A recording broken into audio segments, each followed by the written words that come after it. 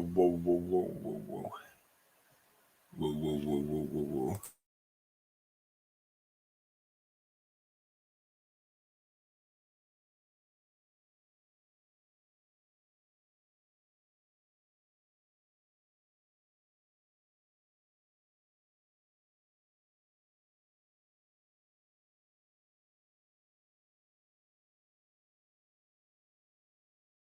Alrighty.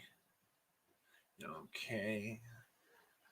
Everything sounds alright.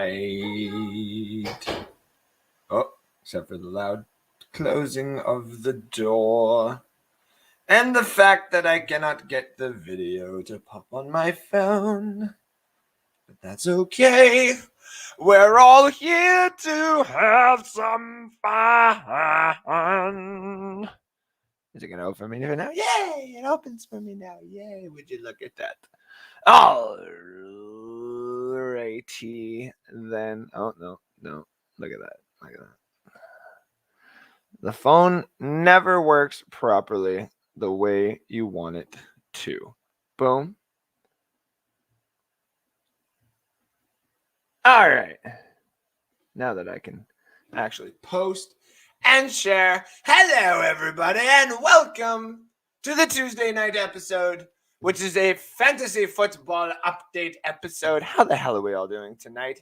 As Bill Burr used to say, good morning. How are ya? We're good. Some of us were good. Man, week six. The first of two major bye weeks that are going to put your team into absolute hell. But that being also said, if you listen to the waiver wire advice that we have given out, then usually you're pretty fine. Like people who said, you only need Chuba for one day. My light situation all good. I'm going to be all fuzzied here for a second. Sorry, ladies and gentlemen. Oh, look at the palm of the hand. Oh, there we go. So, if you listen to us, you listen to the advice that we gave, you would know that some players you obviously wanted to keep and some players you wanted to drop.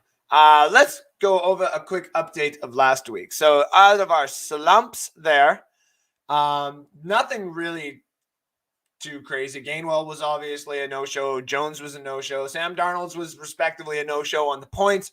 In fantasy, Zacchaeus was on a bye, but remember, he was just now added to the list. And Josh Gordon. So now with the sits, good thing you sat Brandon Bolden, Chris Moore. Randall Cobb actually did pretty good. Jerick McKinnon was all right. And it's a good thing you sat Rashad Bateman, I believe. Hold on. I believe, if I'm not correct, Rashad Bateman. Sorry, as I get everything still in order here. It is also just me tonight. Alex is having some issues with his internet. So hopefully we will get him on next week and this Saturday. But yes, Bateman only had 6.9 points. So that was a good sit advice as well. My start's Khalil Herbert. Did I not tell y'all he would at least get you 20?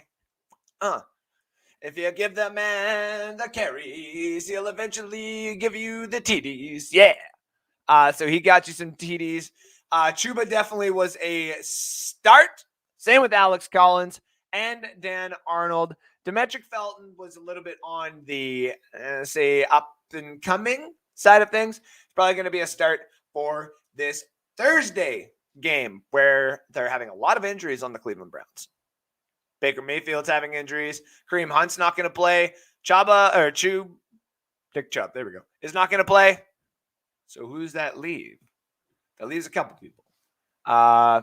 One person that I've always brought up, I would say, is Demetric Felton, the guy we were talking about here. A sleeper, a wide receiver / running back. He was from out of UCLA, if I am not mistaken. And this kid actually showed up. He came into a situation as a 6th-round pick where he knew he wasn't going to get reps unless somebody went down.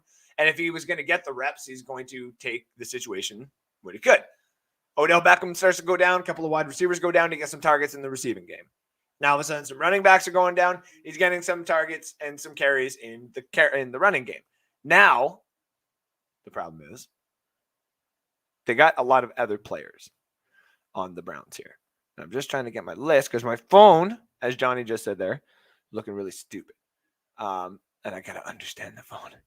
Now, Dearness Johnson is another guy that a lot of people are thinking about. He is going to see some touches on Thursday night. This is a person that you could probably go into your free agency waiver wire right now before the start of the week, I guess you would say, on some leagues, and go grab him. Would be a nice little sit. Same with Dearness Felton. Those are the guys that I would grab. Same with Rashad Penny. This is a Seattle Seahawk, obviously, but quick little transition over to the Seahawks here. He's coming back. Obviously, I'd be a little bit skeptical because that's Rashad Penny. That being said, Alex Collins is not going to start, and neither is Chris Carson. So I would take that situation and go. Same with Baltimore. Baltimore's having some running back issues. Of course they are. So look for Devontae Freeman to be available on your free agency waiver wires as well. Now, let's get into some Dynasty talk here for a second. Because I want to talk about a situation that happened today, which for me, I just got off work. I'm not right now, but like when this happened, I literally had just gotten off work. I'm, just trying this absolutely tasteful. I don't even know where the hell I put it, but this absolutely tasteful creation of a blue raspberry. That's all I'm going to say about that. So good. And all of a sudden, I get a message about a Dynasty trade where it says, from basically this morning, what do you want for the old man? The old man was Zach Ertz. Sends me a second-round pick for this year.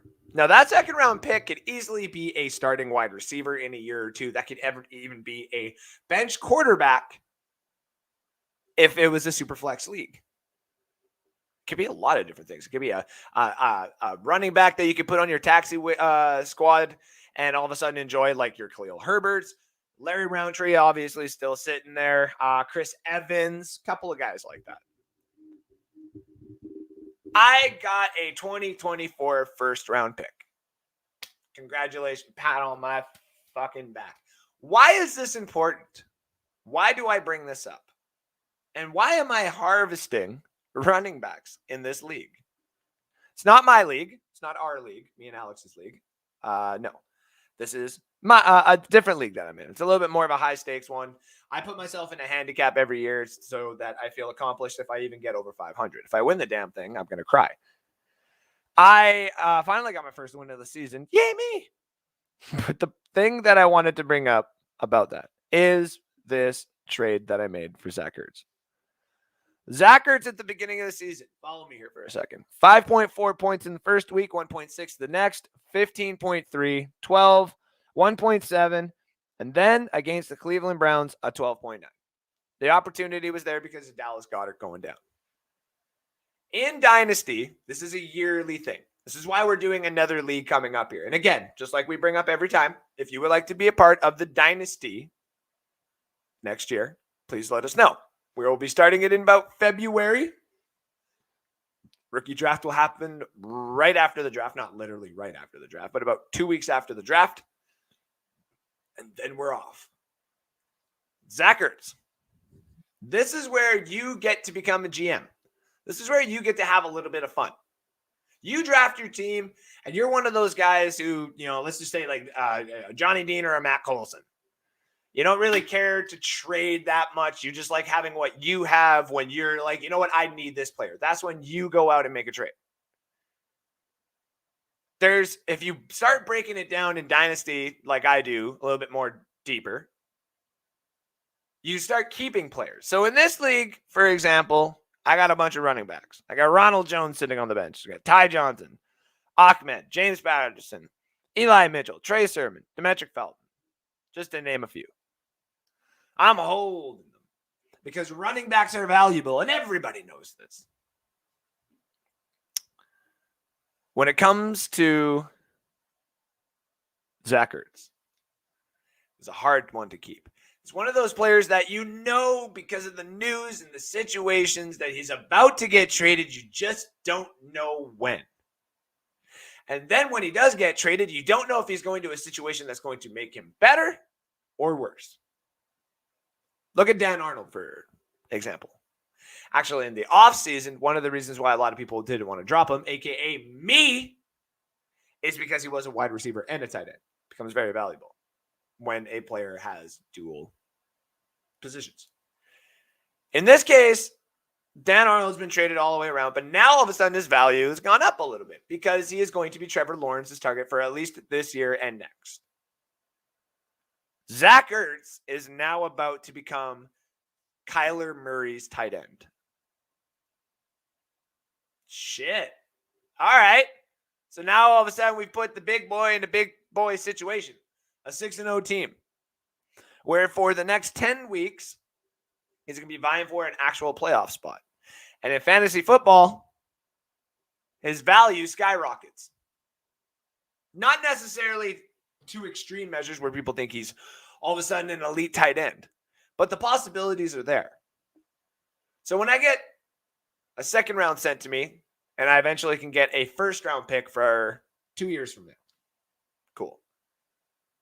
The reason why I bring this up, 3 weeks ago, I asked for a fourth round pick 2 years ago from anybody in that damn league. Not a single person took it. There's 2 Eagle fans in that damn league, for crying out loud. Not a single one took the bite. That's the reason why we love Dynasty here. You're a GM every single day. You get to make decisions. Of course, it's fantasy. Who cares? But you get to make a decision about your team every single day, about players who have an opportunity to be on different teams. This is why if you ever are in a league with me, you will always look at my bench and see maybe 3 or 4 flex players that go in and out. And the rest are weird-looking players, opportunistics. Le'Veon Bell not being dropped, Todd Gurley not being dropped. The infamous Tim Tebow. Not necessarily me, but that was a few years ago. You know, the Andrew Luck. Sorry to Alex. You know, just certain people, certain players like that in certain positions. People who are about to be traded. They get you maybe 2 points every single week. That's nothing. Then all of a sudden they get traded and all of a sudden they're at number 1. Yeah. You remember Stephon Diggs, don't you? What about DeAndre Hopkins? People all of a sudden start to take away from what they've actually accomplished in, you know, fantasy football. And they think that they can trade them away at certain times and get, you know, certain returns. Sometimes you just got to wait and bite the bullet. Sometimes you just got to wait to bite the bullet. And that's the reason why I love fantasy football. And that's the reason why I love Dynasty football. Because I can keep the players. You're not done at the end of the year. You actually get to keep going. And that's the best part. Zach Ertz for a first round pick. Damn, I'm good.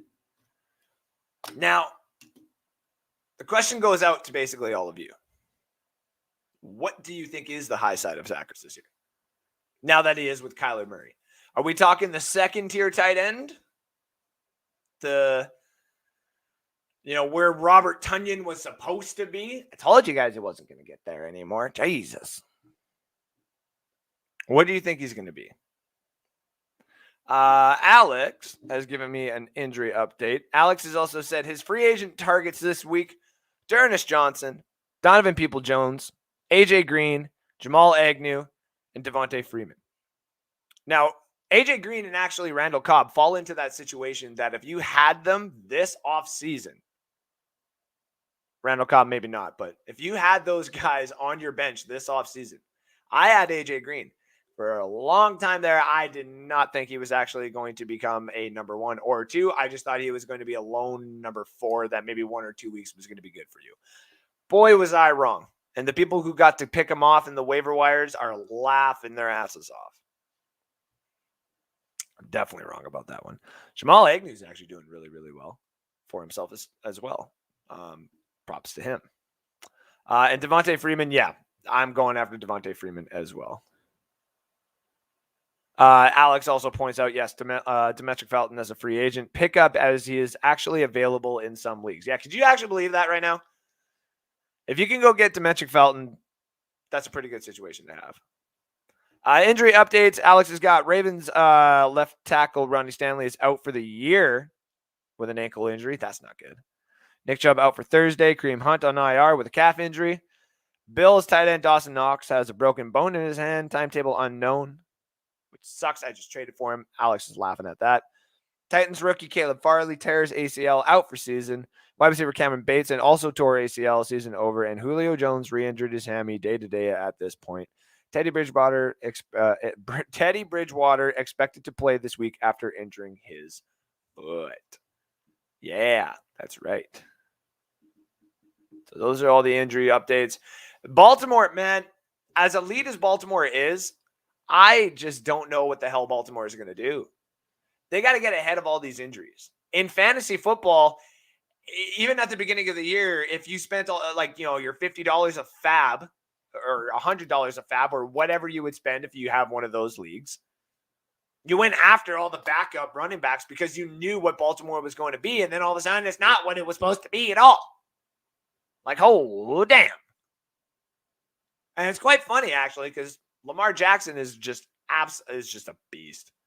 An absolute monster. If I go to the leaderboards and I go to the quarterbacks and I go to the season, Lamar Jackson is currently sitting at number 6. Number 1 currently is Patrick Mahomes and Tom Brady, depending on the type of league that you're in. Lamar has just gone off, though. Yeah, he's got a 17-point game. And he just had a 15-point game against the Chargers. The week before that, he put up 52 against the Colts, and he's got a 40-burger there against the Chiefs. Nothing to complain about.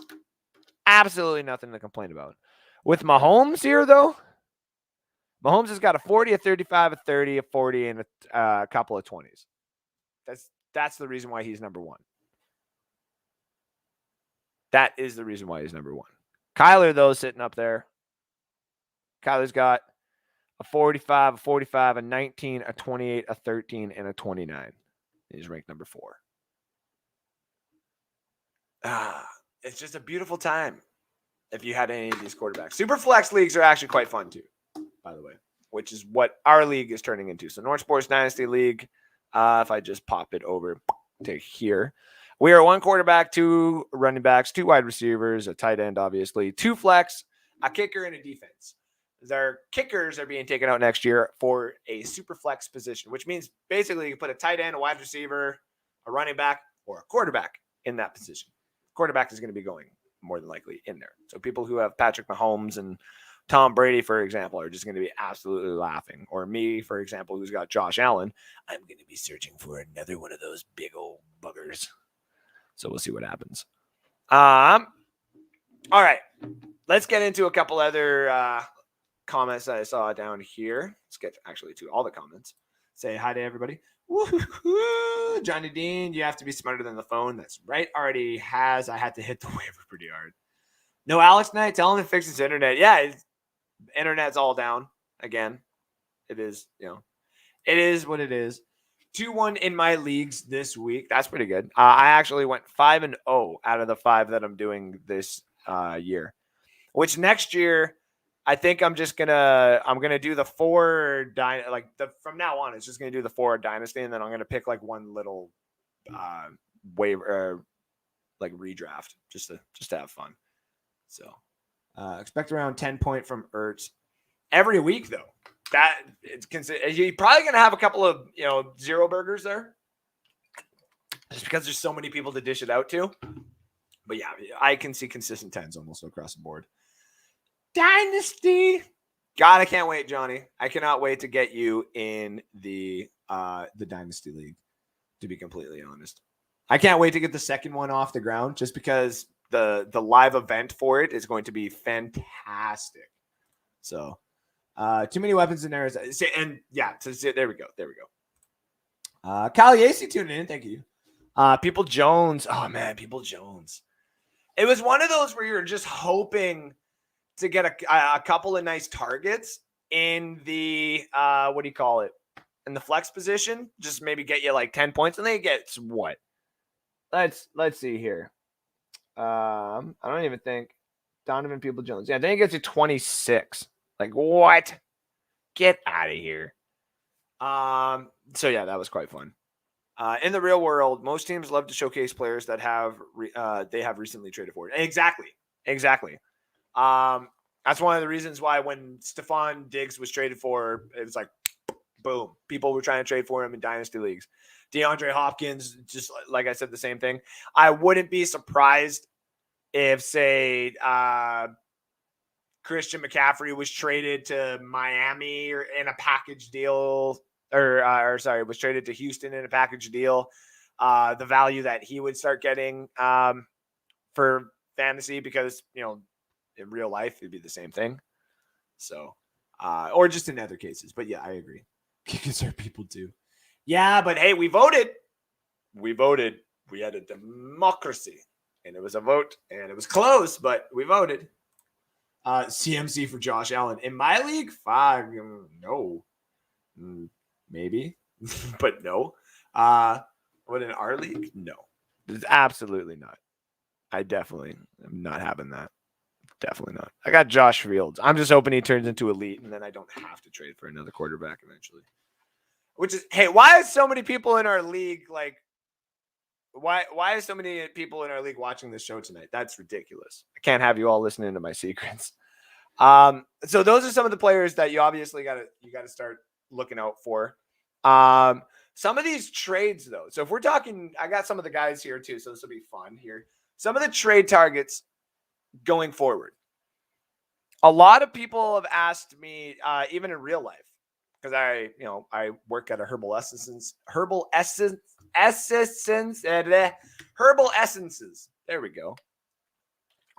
I could not roll the tongue there. Work at a herbal essences store, and I get to talk to a lot of people, and a lot of people have actually asked about fantasy football. And I said, to be honest, I'm not like the greatest in the world, but I'm also not the worst. So, but I like to think I'm a good host. And I totally forgot. Oh, okay, so here we go. Screw what I was about to say, because this was the other big thing about the show. Week 7 is upon us in fantasy football. If you thought week 6 was bad, if you got past week 6, you are just praying that week 7 is all right. Oh, my co-host Alex is going to be happy because I dropped my pen. In this right now, in some leagues, you got about, say, 6 games before the playoffs. This is a time for people to be just, diving into that waiver wire or making a couple of trades. Some of the players you want to trade for, obviously what I was going to say, is get some of your handcuffs if you're a playoff contender already. If you know you're going to the playoffs, which obviously you don't know until a few weeks from now. But start grabbing your handcuffs now, because there'll be no buys. If you're in a dynasty and you want to win, like you want to just say screw it and win it all, that's going to be available to you here pretty damn soon. So just go hard in the paint, obviously. And the other side of it too, don't overspend too much. And by that is in a trade. Just don't overspend too much. You want to keep parts to your build, because even when you think you have the best team, you don't. I had the number 1 team going into the season. I do not have the number 1 team right now. The number 1 team in our league goes to tie between Potato Czar, Team Hot Dog and Pop, and Steel Sox 43, all sitting at 5-1. Kyle Yacy in the comment section is currently sitting in 4th, and Robert actually sitting in the comment section is sitting in 5th. Our good friend Chris is sitting in 6th. Levi and I can't remember who that is. It's Yarayana are sitting in 8th, and I just started getting on my win streak here, and I am currently in 9th. So, but if it wasn't for just a couple of those flipping matchups that were so close, I would be one of the top teams. But you can't predict that kind of stuff. This week 7 is going to be an issue to people like, say, me. If you have Buffalo Bills players, you're screwed.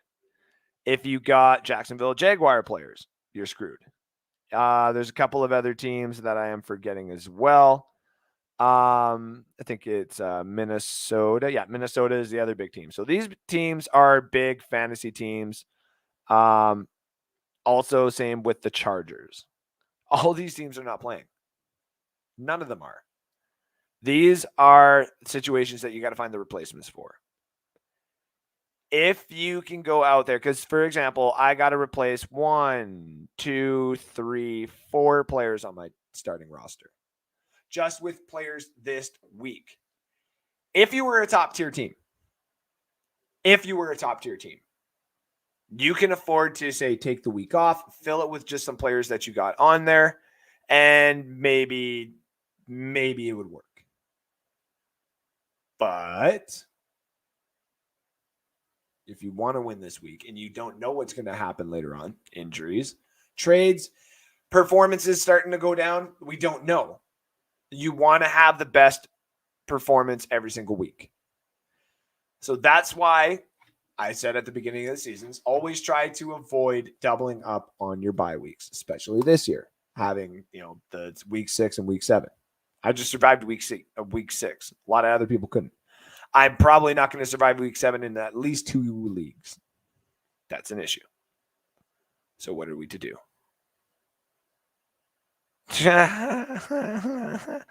Oh, Kyle, you're funny. I just see your offer here. If you honestly think I am trading Jonathan Taylor, you're funny. You're funny. And I don't have Chuba. If you go, listen, you go get Chuba and then we can start talking a deal, because I ain't doing nothing until I got both of them, because I don't trust CMC at this point at all. It's a problem, though. You do not want to have all of these players this week if you need the wins. I'm 3-3. You think I want to miss the playoffs in my own league? I went to 6 or 7 championships last year and lost almost every single one of them. I am trying to go for a little bit of salvation here. It's not going to work if I can't come out of week 7 with some sort of help. So for me, it's a good thing that on my taxi squad right now, Khalil Herbert exists. But if they do decide, or if Damian, or if Montgomery does come back, or any other help does come in there, he's going to start losing touches. So that may not be necessarily a good option. Cole Kmet is a tight end option that people are starting to talk about as well. I would try to avoid that, to be completely honest. Kenyon Bourne from the New England Patriots is somebody that you could probably find on the free agency waiver wire, as you usually do in almost every single league, whether it's just a redraft or a dynasty. Pick him up. You might be able to get some points off of him. Other than that, this is the week that you got to prepare for. This is going to be the hardest week that you get to play. It's the way that NFL has set it up. It's nobody's fault but theirs. So, yeah, just try to do your best. I got Adam Troutman as my current starting tight end, but there was some tight ends in the waiver wires that I can acquire. So, do the best that you can, ladies and gentlemen, because it's going to be hard out there for week 7. But just be prepared for Baltimore to be, slowing down a little bit if they don't necessarily got all the what are we talking about? What was I talking about? All the left tackles. So obviously he's gone for the season. So the offensive line is going to be beat up a little bit. Just be careful. Make sure your matchups are good. Set your alarms. Like I've always said, set your alarms right before the start of all these games. And just remember when these London games are. Lucky we don't have, I don't think we have one. We don't have anyone? Yeah. I don't think we have any. Wow. London games. NFL. Do not believe. Do not believe, or just, can you tell me? I know this is bad radio. And nothing is giving me the proper answer. So I don't think there is a one for London. And I'll find out afterwards, and somebody will. That's right. Johnny says bye week. There we go. All right, ladies and gentlemen. This has been your week 7 update. Week 6, review, basically. And good luck to everybody out there. To all the people who had the 5 starts. That 5 start sits and slumps will be on Saturday. So tune in around 2:00 p.m. Eastern time, 12 p.m. Mountain time for me and hopefully Alex to give you our 5 starts and slumps to help you win week 7. Because man, it's gonna be rough. But if you're looking for some wide receiver and running back help, Cleveland's backfield, if you can get the free agency waiver wire, is going to be a Thursday night help for one of your flex positions. And the wide receiver position in Donovan Peoples-Jones, even though personally I think he might be a one-hit wonder for the week, but we are going to see. All right, ladies and gentlemen, I'm going to put the picture up. Where's my picture? There's my picture. I put the picture up, and that's the show.